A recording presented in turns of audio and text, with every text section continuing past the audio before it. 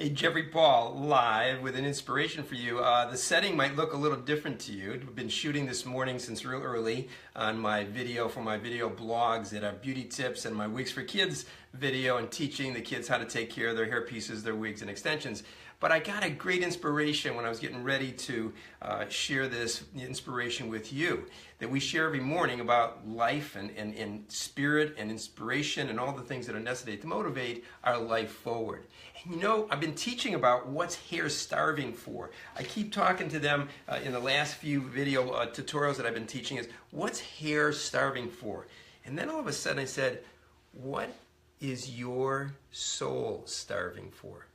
I taught in regards to that this is 97% protein, and I'm teaching them how to use the right protein for their hair, and how some protein molecules are too big and the professional one done in a lab is very small, so it goes in. One goes down the drain and one goes into the hair. Well, you say, Jeff, what does that have to do with me? I want to be inspired today. My hair looks great. Well, you are like a sponge. Your soul is like a sponge. And when your sponge is supple and just soft, it's even just wonderful to the skin. But when your sponge, when your soul gets dry, it gets so dry it breaks, like when you blow up and get angry, or you get uncomfortable in a situation, or you get offended easy, or you start to cry. That's your sponge, your soul. Your soul is dry. It needs moisture. It needs moisture. And what is that moisture? Well, let me share with you what the soul moisture is. Soul moisture in Scripture says that it's hope.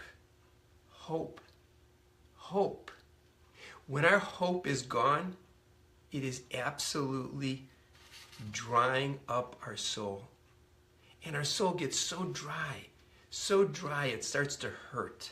And you don't even know it because you can't see it. It's not like hair that's dry that you can say, hey, this is dry hair. I got to put something on it. I got to put some protein on it. No, it's not that way. Our relationship of our soul is hidden. It's hidden. It's not seen. But hope. And hope comes, now listen to this, because you've heard this before, comes from faith. And I want to share with you Hebrews 11:1. Faith is believing of what you do not see, but absolutely certain of what you hope for. It also says in Proverbs, a hope that is deferred is like crushing you. So what do you got to do? You got to take the time to hope.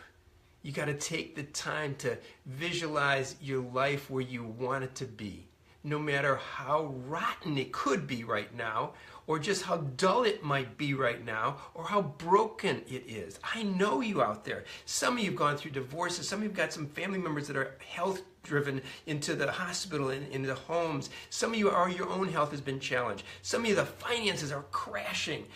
But the reality is that that's robbing your hope. It's giving you a dry soul. And your soul is the percolator that will give you the energy, the motivation, the inspiration. But it comes from faith. Hebrews 11:1. Look it up.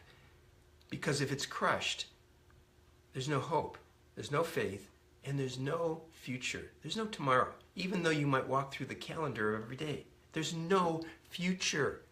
The future comes from hope and dreams, like a little kid who's hoping to do everything they can imagine doing. So today, here's your challenge.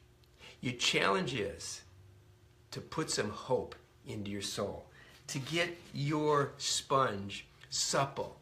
Get that sponge really moistured. And if you're Italian, use the right moisture. But in truth, I want you to moisturize your soul. Take some time today to hope, to dream, to give the moment of giving your future an opportunity to give you hope by looking into your future and looking into it with the eyes of a child. What does it look like when all things work together for the good, for your best year ever?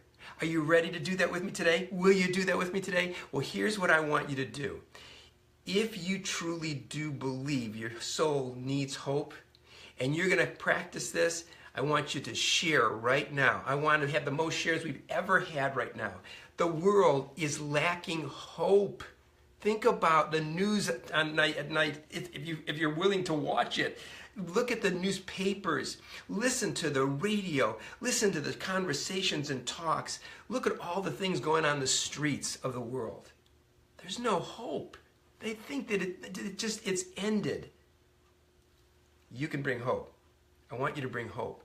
And I want you to share this message with as many people as you can, both verbally as well as sharing on this video and your Facebook. Share it.